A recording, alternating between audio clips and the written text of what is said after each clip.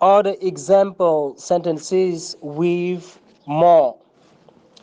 Other example sentences with more mooy yeneen exemple yi phrase daal ak moo baat bi nga xam ne mooy moo nga xam ne andi woon naa fi. You get more beautiful every day. You get more beautiful every day mooy da ngay gën a taaru chaque jour daal ba set daal da ngay gën a taaru. I have no more money in my wallet. maanaam amatuma xaalis ci sama portefeuille. Wallet mooy portefeuille daal kalpe. I have no more money in my wallet.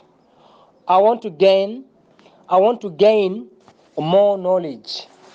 I want to gain more knowledge mooy dama bëgg gën a am xam-xam. Knowledge mooy xam-xam. Gain mooy am dal. What did you tell them mooy lan nga leen wax.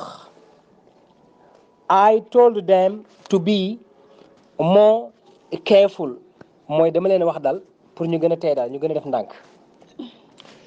You should do more efforts to help the poor mooy da ngeen a war a gën a def ay effort pour jàppale ñi nga xam ne dañoo ndóol.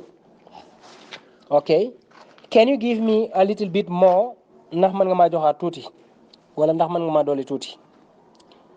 Dam earns 3 times more than me mooy maam li may fayeeku li daam di fayeeku ëppee na ko ñetti yoon. C'est-à-dire Dame il gagne 3 fois plus que moi. Dame earns 3 times more than me. Voilà, earn mooy gagner de l'argent quoi en fait. Voilà, fayeeku li nga fayeeku yooyu noonu. ok voilà.